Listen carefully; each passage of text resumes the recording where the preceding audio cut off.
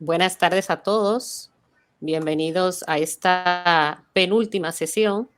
Necesito que me confirmen si estamos viéndonos bien en directo. Primero que nada.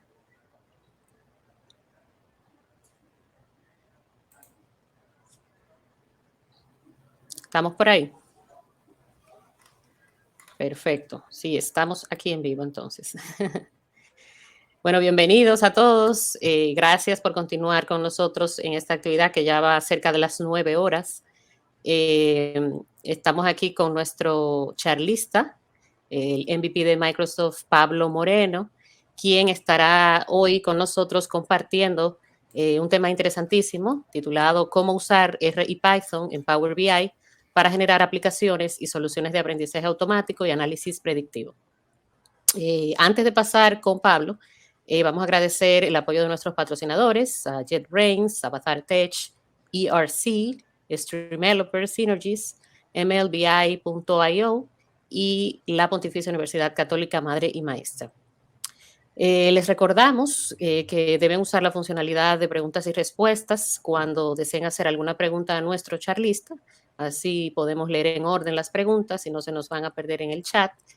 Y al final de su intervención estaremos entonces realizándolas para que él no las pueda contestar. Muy importante en esta sesión estar atentos al chat porque Pablo nos trae una oferta muy chula con un material que él ha editado sobre este tema en un libro. Y luego al final les compartiré también una rifa que estaremos haciendo con este libro publicado por Pablo Moreno. Recordarles también que compartan su experiencia en las redes sociales, Instagram, Twitter y Facebook, utilizando el hashtag ParcampRD2021 y así podrán participar de estas rifas y de otras rifas. Mientras más posts hagan, pues más oportunidades tienen de ganar. Recordar también que deben tener el perfil público y etiquetarnos en la publicación. Entonces, bueno, gracias una vez más, Pablo, por estar con nosotros y vamos a dar inicio a la charla cuando quieras. Pues muchas gracias, Lizzy. ¿Me oye? Voy a comenzar compartiendo la pantalla.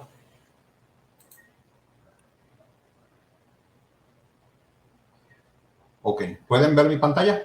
¿Me pueden confirmar en el chat si me ven la pantalla, me escuchan bien? ¿Todo funciona decente? ¿Ven mi pantalla? Ok, genial. Bueno. Ok, pues lo primero que quería hacer era agradecer a la organización. Magnífico.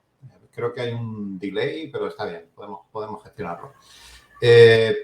Primero quería agradecer a la organización de Barcamp de invitarme a este evento, esta ponencia, darle las gracias a Barcamp, a la organización y, por supuesto, no menos importante, la audiencia, que me parece increíble que después de 9 horas haya más de 300 personas aquí atendiendo. Me parece impresionante, así que felicitaciones a todos los que están presentes. Se habló de los sponsors. Concretamente, yo represento a la editora MLBI.io. El que está en el mundo de la minería de datos creo que entiende que ML es Machine Learning, BI Business Intelligence y .io Input-Output. Un proceso muy algorítmico, ¿no?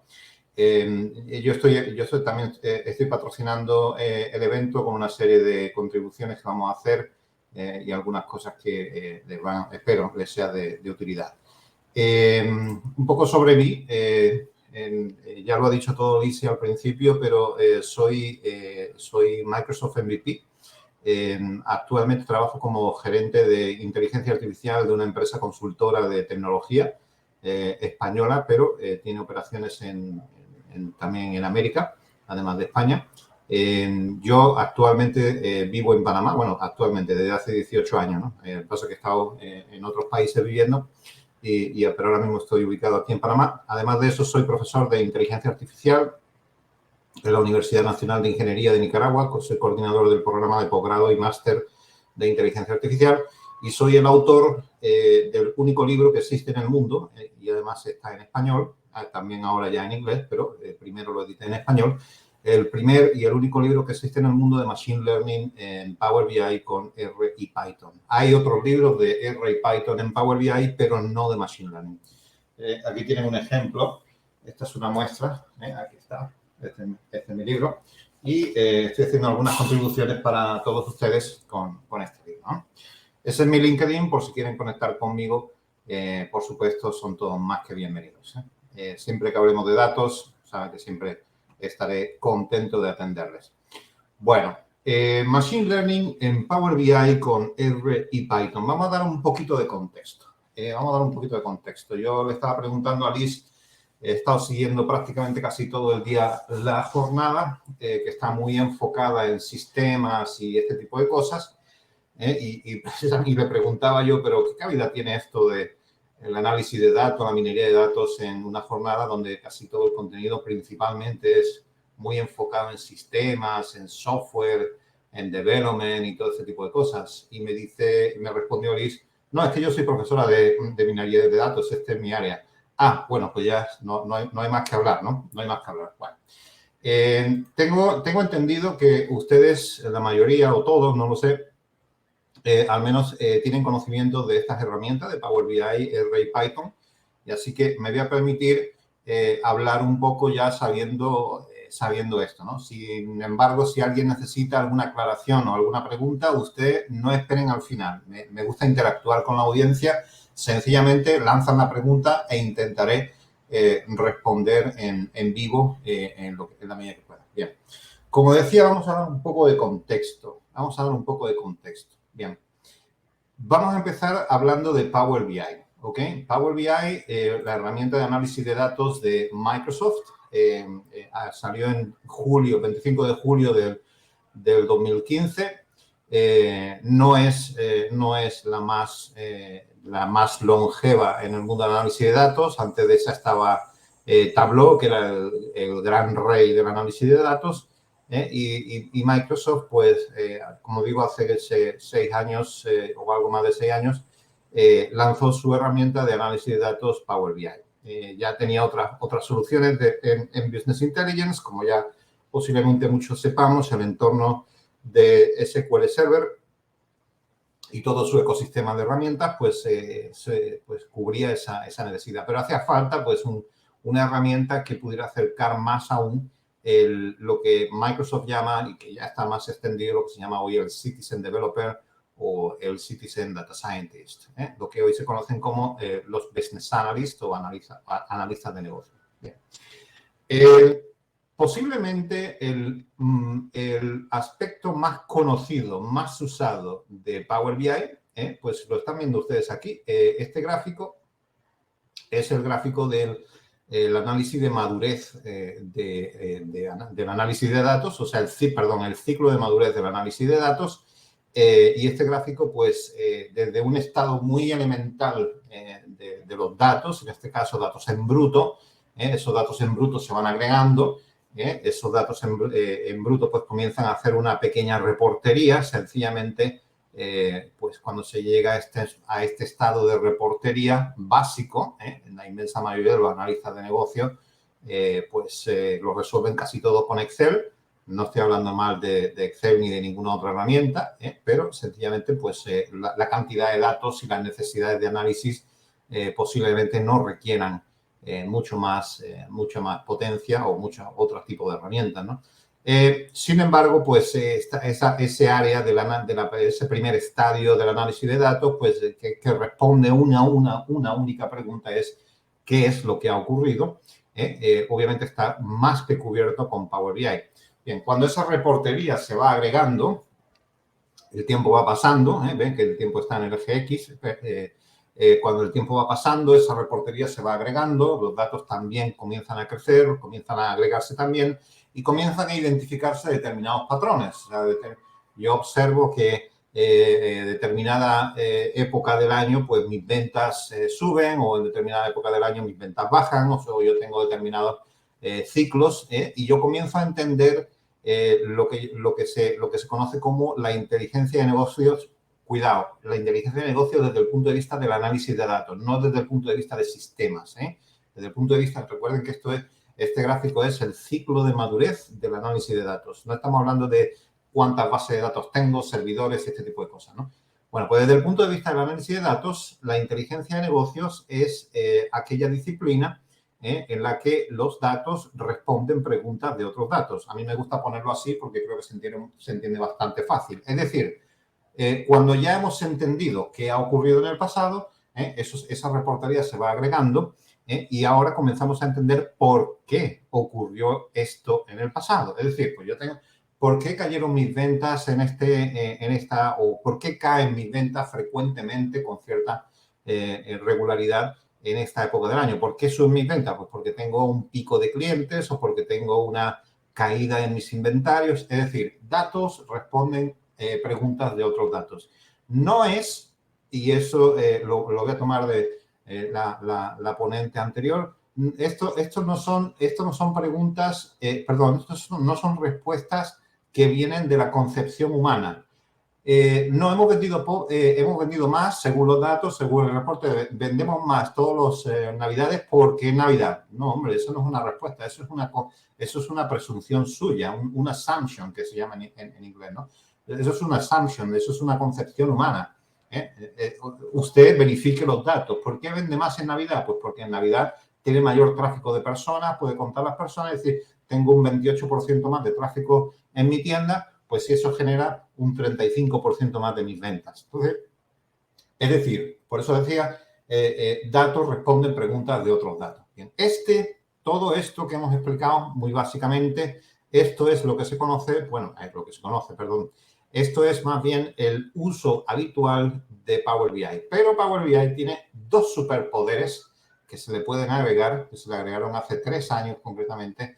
Microsoft abrió la posibilidad de poder trabajar con R y Python dentro de Power BI. Y hasta la fecha, debo decir que desgraciadamente la comunidad pasa bastante desapercibido estos dos superpoderes, porque esos dos superpoderes permiten algo mucho mayor, que es esto. Ya no solamente Power BI nos permite entender qué ha ocurrido y por qué. No. Es que ahora, si le ponemos esas dos supervitaminas, dos superpoderes que me gusta llamarlo, R y Python junto con Power BI, no solamente puedo entender por qué ocurren las cosas, sino que además yo puedo estimar qué es lo que puede ocurrir. Yo puedo hacer un análisis predictivo para entender qué puede ocurrir. Ojo, y muy importante y algo que casi siempre todo el mundo suele olvidar. ¿Qué puede ocurrir sabiendo que si las condiciones históricas se mantienen?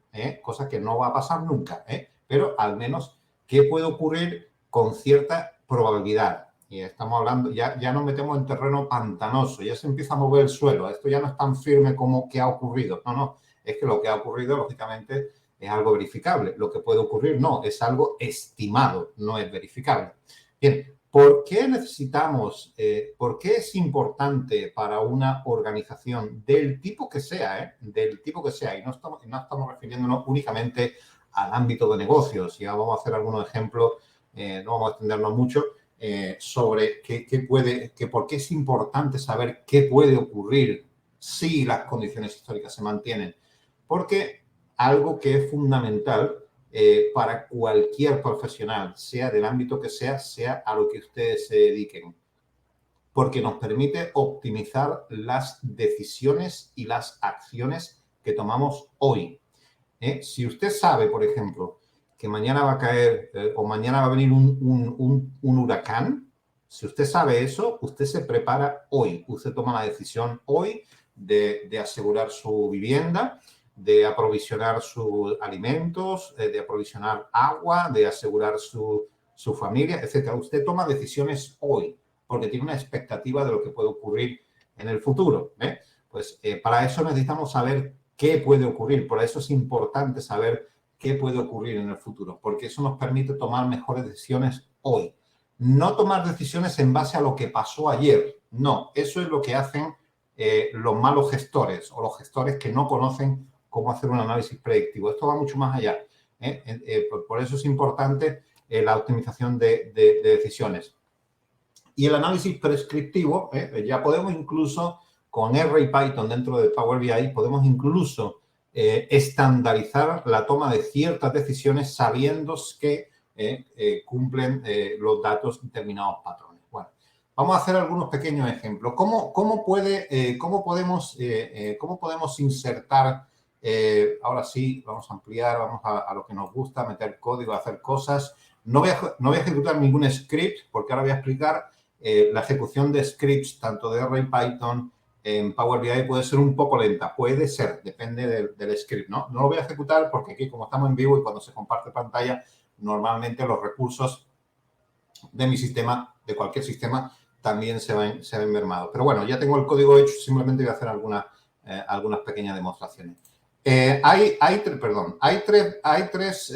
tres lugares de cómo se puede insertar código, tanto R como Python, en Power BI. Ya sabemos, espero que ya sepan, que Power BI tiene dos entornos. Tiene dos entornos. Se llama lo que vamos a llamar el frontend, ¿ok? El frontend, que es lo que llamamos como Power BI Desktop, que es exactamente lo que están ustedes viendo ahora mismo, que es donde hacemos los paneles y donde hacemos el análisis gráfico, el análisis de datos, todo lo que es la parte gráfica, en fin, todo esto es el desktop, y este desktop pues tiene aquí una serie de funcionalidades con tablas y otras cosas. Bien, pues todo eso es el Power BI Desktop, que es el frontend de Power BI. Y existe un backend, ¿ok? Un backend que en este caso es donde ocurre todo lo que es la extracción, transformación, carga de datos, carga dentro de Power BI, no carga mandarlo a otro sitio. Aunque también se puede, también se ha dicho. Que es lo que se conoce como el entorno de Power Query, que es cuando damos a transformar datos, que es esto que ustedes ven aquí. Entonces, tenemos dos entornos. Ahora vamos a resolver esto. No se preocupen. Bien. Sabiendo estos dos entornos, el código, cualquier script de código de R o de Python puede ser introducido en uno u otro entorno y dependiendo de dónde entre, si en el desktop o en Power Query, tiene un comportamiento y unas características muy particulares. Bien, lo primero, en Power BI Desktop, ¿ok? En Power BI Desktop existen estas dos opciones de visuales que estoy viendo aquí, el script. De hecho, voy a poner la lupa para que se vea bien. Seguramente ya lo conocerán. Pero aquí en los visuales tienen para insertar código con R o este pequeño icono para insertar código en Python. Bien. Sea cual sea el script, el código que ustedes insertan en el desktop, sea cual sea el código, el resultado final tiene que ser un objeto gráfico. No puede ser un data frame, no puede ser una tabla, no puede ser una lista, no puede ser nada de eso. Tiene que ser estrictamente un objeto gráfico. Vamos a poner unos pequeños ejemplos de algunos gráficos realizados con, por ejemplo, con visualización con R en este caso. Para visualización, en lo personal, me gusta más R que Python. ggplot es una librería bastante potente. Python me resulta demasiado engorroso porque requiere demasiadas líneas para hacer un gráfico simple, ¿no? Y con R es bastante más estructurado, ¿no? Bueno, pues esto, si activo el visual, esto es sencillamente, ven que se activa aquí el script del visual, se abre este script. Este script, para que se active, necesita traer los campos de la tabla que se van a usar para hacer el análisis y a partir de ahí yo comienzo a llamar mis librerías, comienzo a generar mis variables y a partir de las variables incluso puedo permitirme alguna transformación. Se puede permitir incluso alguna transformación del data frame y esto es válido tanto para R como para Python, cualquiera de los dos. Y finalmente, pues, mi código final debe ser un objeto gráfico. En este caso es un doble dendrograma, como esto, es un doble dendrograma donde yo estoy analizando múltiples categorías en un estado antes y después de algo, ¿no? En este caso no importa el qué, pero, por ejemplo, este tipo de visualización no existe de ninguna forma en Power BI, ni por defecto, ni tampoco en el marketplace de Microsoft, ¿no? Este es un ejemplo, pero hay otros más simples que a mí personalmente me gustan bastante. O sea, por ejemplo, ¿quién no necesita hacer una regresión múltiple o una regresión polinómica, por ejemplo, como esta, ¿no? Tan simple, ¿no? Bueno, pues esto es tan simple, como decía, esto es igual, es un código en R, se puede hacer perfectamente en Python, se puede hacer perfectamente igual. Esto es un scatter chart, ¿ok? Con 2 líneas de regresión. Y miren, un triste 3 líneas de código. O sea, más triste no puede ser. Perdón, más simple no puede ser. Yo estoy llamando aquí mis campos. Mis campos crean un data frame. Ese data frame, eso sí es muy importante. Varias cosas importantes. Este data frame, porque así lo diseñó Microsoft, está limitado a 150.000 líneas que tenga su tabla. Si su tabla de datos tiene más de 150.000 líneas, se va a truncar, porque, y ahora es el comentario que le decía al principio, una de las limitaciones, tienen que saber ustedes qué están haciendo, porque consideren que Power BI no es un elemento nativo, actúa como un wrapper, ¿okay? Como un contenedor de ejecución de algo que es ajeno al propio Power BI, que son en este caso el script de R o de Python. Entonces, tiene una serie de limitaciones porque otra de las consideraciones, no voy a llamarlo limitaciones, pero otra de las consideraciones es que el timeout, o sea, Power BI tiene un timeout para ejecutar el código. Cualquier código que ustedes entren, eso no se va a quedar andando ahí hasta pasado mañana. No. Eso a los 5 minutos se para. Ese es el timeout que le puso Microsoft a Power BI. Entonces, cuando vayan a ejecutar un código, sea donde sea que ejecuten el código, procuren que no sea ni demasiado largo ni tenga demasiadas transformaciones. Entre otras cosas. Y, por supuesto, que no tenga demasiadas categorías en sus tablas, etcétera, etcétera. Pero todo eso, todas esas cosas contribuyen, ¿no? Y, por supuesto, siempre, si pueden y saben hacerlo, ustedes seguro que sí, prueben el código fuera de Power BI y cuando están seguros que funcionan correctamente, entonces lo traen a Power BI. Lo adaptan un poquito como es necesario y ya está, ¿no? Pero son algunas de las pequeñas consideraciones. Hay otras funcionalidades que a mí me gusta bastante, que es el aspecto de forecasting, que Power BI tiene una funcionalidad, un solo modelo de forecasting, pero cuando ya insertamos R o Python, y aquí lo voy a presentar en la visualización. Esto es un ejemplo hecho con Prophet, con Prophet, que ahora está muy de moda porque una empresa enorme pues ha tenido una crisis gigantesca porque se equivocaron usando Prophet en sus forecasts. En fin, todo no se puede dejar a los números, uno tiene que darle supervisión. Los algoritmos supervisados se llaman supervisados por algo, ¿no? Porque hay que supervisar. Pero bueno, vamos a entrar. Entonces, todo esto, como digo, esto es puro código. Esto sencillamente es algo gráfico. Y ven, aquí tienen la librería Prophet. Yo estoy cargando mis variables. Hago mi pequeña transformación. Muy simple. Simplemente reasigno algunas cosas. Y finalmente, miren, otras 3 tristes líneas de código. Y finalmente saco mis componentes de mi serie temporal. O sea, esto, por ejemplo, este análisis de serie temporal, de tendencias y de medias visto en tres dimensiones distintas, anual, por día de semana y por día calendario, esto, por ejemplo, no lo puedo hacer, no se puede hacer en Power BI con la funcionalidad nativa, ¿no? Pues estos son algunos ejemplos, hay muchos más. De hecho, en mi libro, el que tienen ustedes ahí, que creo que se lo van a compartir, tienen muchísimos ejemplos más. O sea, todo lo que ustedes se puedan imaginar que se puede hacer con R y Python, por ejemplo, en términos de visualización, se puede ejecutar en Power BI. Bueno, pues esto es en la parte de visualización. Vamos ahora a la ejecución de código en la parte de Power Query, ¿ok? En Power Query. En Power Query el código puede entrar por 2 vías, ¿ok? Por 2 vías. La primera, en la obtención de datos, ¿ok?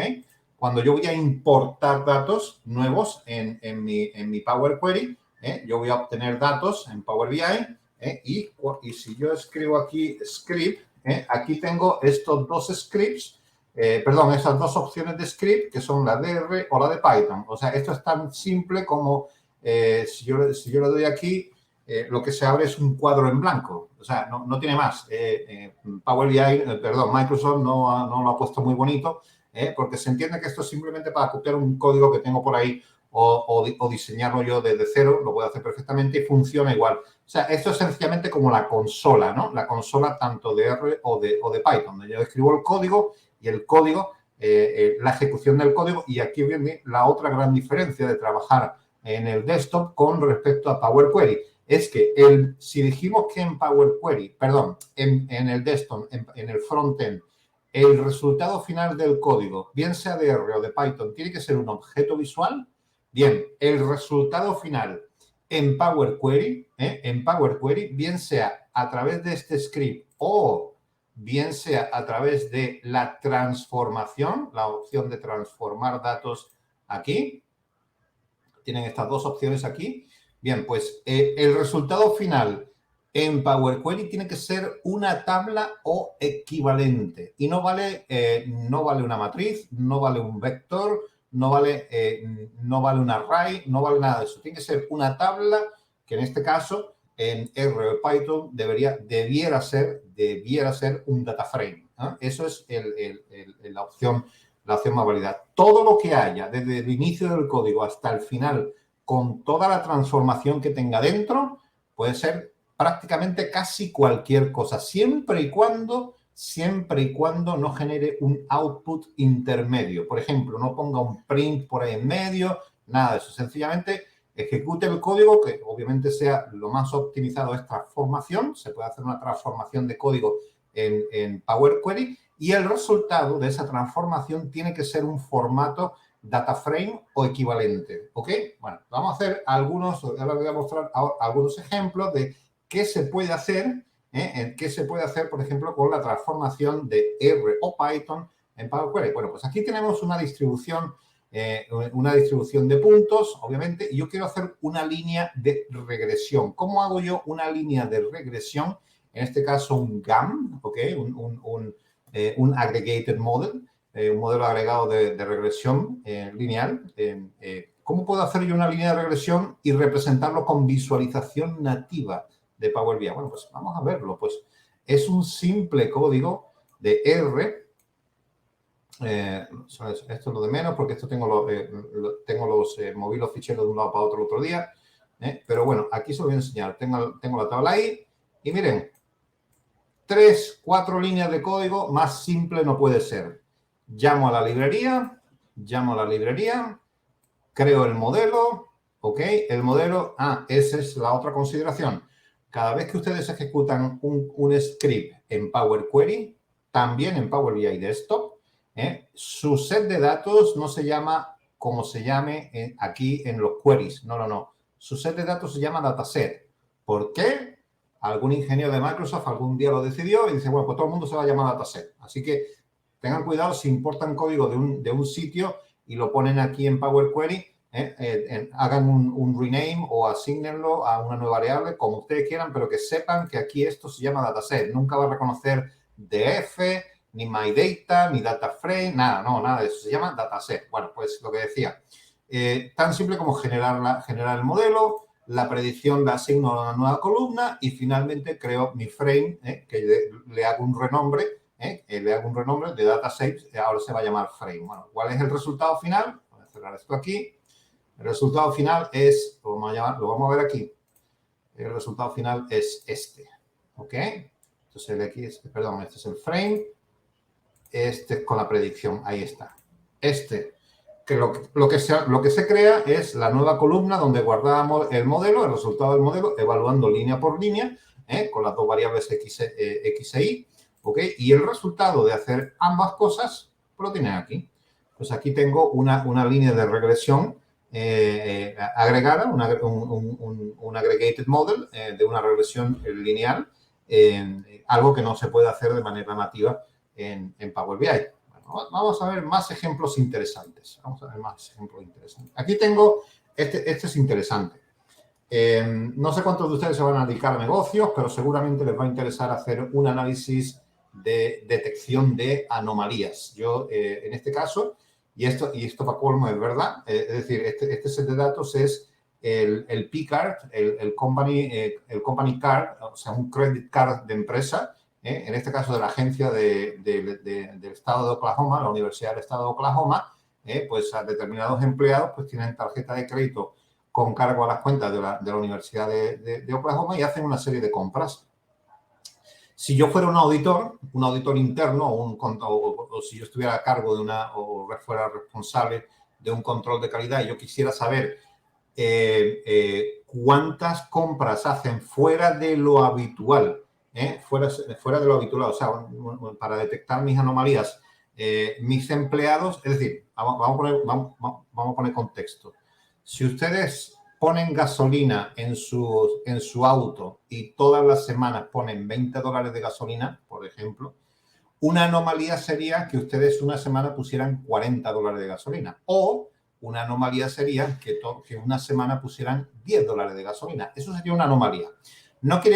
Con esto no quiero decir que estamos detectando si una transacción es legítima o no. Estamos diciendo qué transacción está fuera de un rango de normalidad, el que yo decida. Bueno, pues esto me lo va a dar una columna calculada, que se llama anomalía, cuyos valores van a ser 2, 0 o 1. 0, que está dentro de la normalidad, 1, que está fuera de la normalidad, es decir, que es una anomalía. ¿Cómo se consigue esto? Pues tan simple como vamos a Power Query. Me dará un error por el set de datos, porque lo tengo en otro sitio, pero esto es lo de menos, solo quiero que vean el script de Python. En este caso estoy usando la librería PyCaret. A mí personalmente me encanta porque me permite ahorrar mucho tiempo y simplifica el código una barbaridad.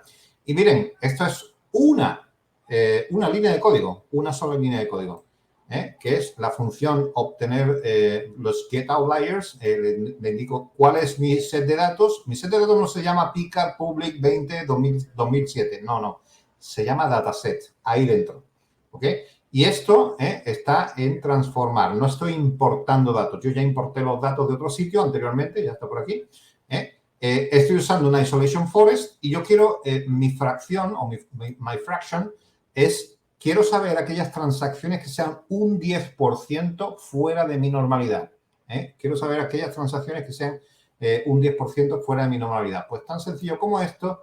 Después de generar el código, calcula, o sea, crea una tabla, elimina una columna que no necesito, cambio el tipo y al final lo que obtengo es una columna calculada básicamente con un flag diciéndome si está dentro o fuera de la normalidad. Bien, cuando yo esto, que está dentro de mi modelo, esto es muy poderoso porque entonces ya puedo saber si una transacción individual está fuera de mi normalidad o no. Es más, hasta la puedo filtrar aquí mismo, vamos, sin tener que hacer ninguna visualización. Yo digo, enséñame todas las que sean fuera de lo normal. Bueno, y empezamos a ver cosas aquí. Hombre, un coach de golf. Alguien se fue a asociación de coaches de golf en una universidad. Bueno, ¿esto qué es, no? ¿Qué es esto? ¿No? Esto no es normal, esto es un gasto anormal. No hay históricamente un gasto similar de la asociación de coaches de golf que se les haya pagado nada, ¿no? Bueno, pues si eso lo analizamos como es debido, pues podemos tener cosas como estas, ¿no? Yo puedo saber, ok, ¿cuáles son aquellos departamentos, aquellos gastos, tipos de gastos que tienen más o menos anomalías? Bueno, pues esto es lo que me da este gráfico de aquí. Vamos a decir, por ejemplo, este es interesante. Por ejemplo, el tercero empezando por abajo, otros servicios de negocios no clasificados. O sea, el cajón desastre que nadie sabe qué poner ahí. Un gasto de cualquier cosa que nadie sabe cómo calificar. Bueno, pues esto sería, por ejemplo, aquí, para mí, o sea, yo que vengo del mundo de las finanzas y yo me dedicaba a esto, pues esto para mí sería el primer objetivo de mi auditoría. A ver, empieza a sacarme la factura en qué ha gastado y qué ha hecho el contador, que ha puesto aquí servicios no clasificables en ningún otro sitio de gastos. ¿Vale? Pues no tengo ni idea. Este es otro interesante, pero le puedo buscar una explicación. Dice que todas las donaciones a eventos de caridad y servicios de organización social, todas son anomalías. ¿Por qué? Pues lo más seguro, no lo sé, simplemente esto es mi propio assumption.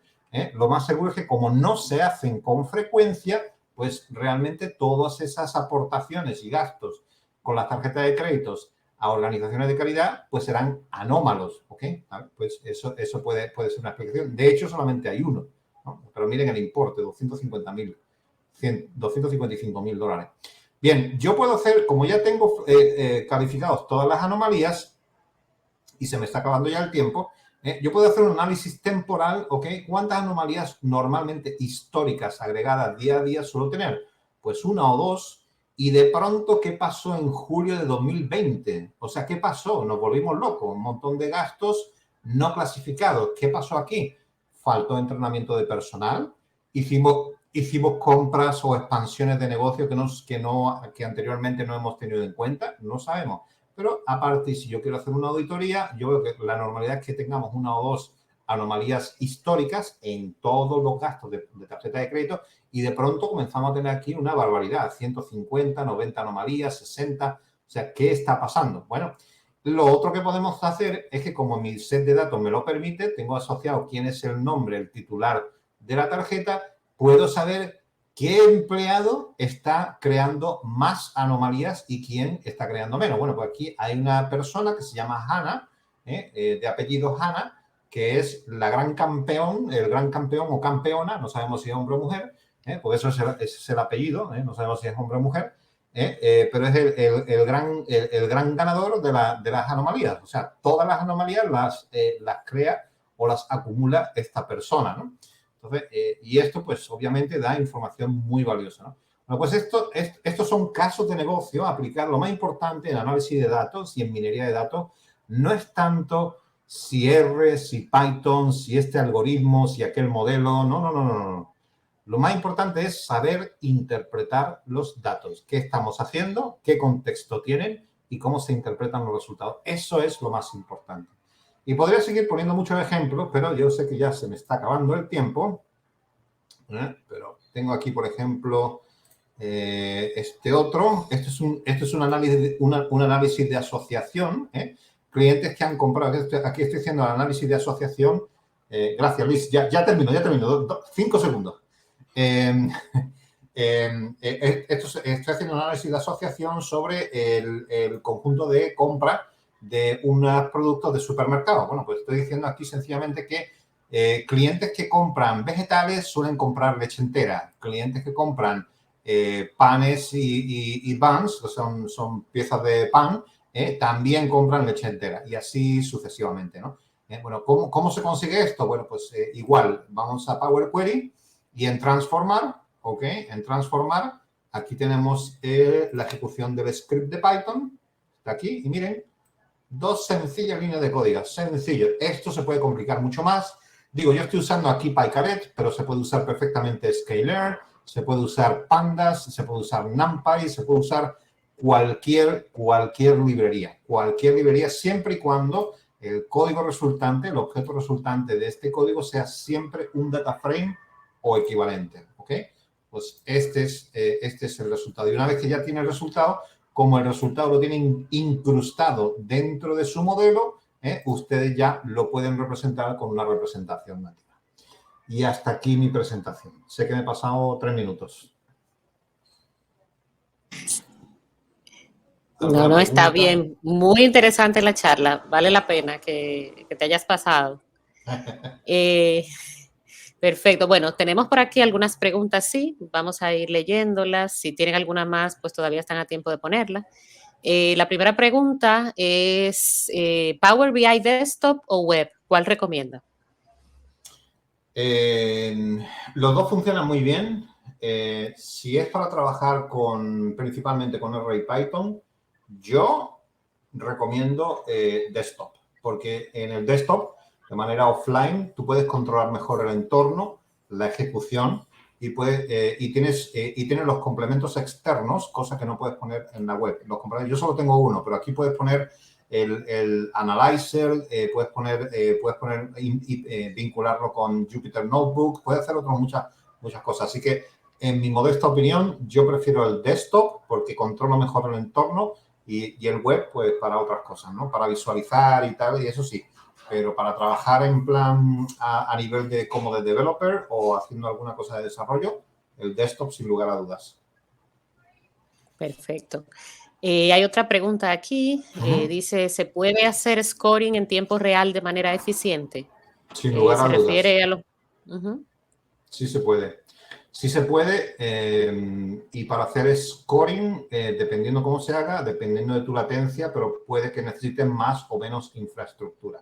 Pero de poderse sí se puede. Tú puedes tener, tú puedes conectar tu Power BI con un modelo cargado, un modelo de Python o de R o lo que sea, cargado desde Power Query, ya entrenado, y vas haciendo scoring con una base de datos que, no sé, que pueda refrescarse cada 3 segundos, por ejemplo. Pero eso va a requerirte una infraestructura detrás. En Direct Query no lo puede hacer. Con Direct Query no se puede hacer. Pero con una infraestructura detrás sí se puede hacer. Incluso puedes conectar hasta Spark. Desde Spark tú puedes traer datos casi en tiempo, casi muy cercano al tiempo real. Ok. Tengo aquí otra pregunta. Me parece que esta ya la respondió Pablo justamente ahora, pero la voy a leer. Dice, para modelos no predictivos, como tareas muy comunes a nivel de BI en negocios, como Market Basket Analysis Sí. o reglas de asociación, se puede. Y entiendo Sin que duda. la acabas de contestar. Así es, sí, de hecho, es uno de mis, y es uno de mis, el algoritmo a priori es uno de mis favoritos porque es tan simple y si se sabe cómo funciona, se puede aplicar a tantas cosas. Yo tenía, tenía un caso que quería mostrar aquí, que me gustaba mucho, que hice un caso de asociación para un taller de reparaciones de vehículos. Cuando un vehículo, cuando un cliente viene con un vehículo y una marca concreta, un Volkswagen o un Ford o un lo que sea, y siempre repara tal el problema del motor, ¿cuál suele ser el otro servicio o la otra reparación que suele traer, ¿no? Y se han hecho casos de asociación en escenarios muy dispares, no necesariamente de entorno de consumo, ¿no? Donde se puede aplicar. Los casos de a priori son muy interesantes. Y, por supuesto, como ya ven, se puede hacer perfectamente con R y con Python, cualquiera de los dos. Perfecto. Tengo por aquí otra preguntita. Dice, llevar estos modelos, es de Enrique, llevar estos modelos a producción y automatizarlos. Sí. ¿Es complejo en MLOps con PBI y RPython? Complejo depende de cuánto te quieras complicar. Llevarlos a producción desde Power BI con MLOps no podrías, a menos que por ello no lo he intentado desde Azure, que yo creo que seguramente se pueda, pero no lo he intentado. Pero si es ponerlo en producción, tú este dashboard lo puedes subir al servicio de Power BI, configuras el gateway o la puerta de enlace para que se vincule con un motor de R o Python que puede estar perfectamente en tu computadora local y el script se va ejecutando a medida que se refresca el reporte y eso ya es un modelo de producción. O sea, eso se puede. De hecho, eso si lo quieres así. Si lo quieres como una visualización, en el libro tengo un ejemplo claro de cómo ponerlo en producción en formato visualización, como si fuera una web app. O sea, de hecho es una web app, pero desarrollada en Power BI, sin código, lo más interesante. Muy bien. ¿Alguna otra pregunta para Pablo? Me parece que esas eran las preguntas. Pues primero que nada agradecer a la audiencia, ¿verdad?, por su atención a esta tan interesante charla que acaba de darnos Pablo sobre un tema tan en boga, ¿verdad? Un área tan importante hoy en día como el análisis de datos, el machine learning. Y agradecer a Pablo, ¿verdad?, por su apertura a colaborar con nosotros, a compartir conocimiento. Y agradecer también porque aparte del descuento que yo les compartí por el chat, Pablo estará rifando hoy 5 libros electrónicos, 5 ebooks de su libro Power BI con R y Python. Cada uno de esos libros tiene un costo de $29.75, que no es poca cosa, ¿verdad? Esos 5 libros que nos va a permitir rifar hoy Pablo. Te agradecemos muchísimo ese generoso aporte al Barcamp para que nosotros podamos seguir cumpliendo con nuestro propósito, que es compartir conocimiento de forma desinteresada con la comunidad. Estos Perfecto. libros se estarán rifando más adelante porque necesitamos contactar después a los usuarios por correo para que luego Pablo pueda hacerle llegar esos libros. Nada, muchísimas gracias, Pablo. Yo quedo a la espera de seguir compartiendo contigo porque la verdad es que este primer contacto me ha dejado muy buena impresión, como a toda la audiencia seguramente. Y bueno, que quizás puedas luego en otras actividades nuestras venir a seguir compartiendo todo lo que seguramente se te quedó en esta sobre este tema y sobre Con mucho gusto. tu libro también. Con Gracias, mucho Pablo. gusto. Bueno, pues ahora nos vamos con el cierre de la actividad. Y nada, gracias a todos y nos vemos en una próxima edición. No se pierdan el cierre. Adiós. Magnífico. Muchas gracias.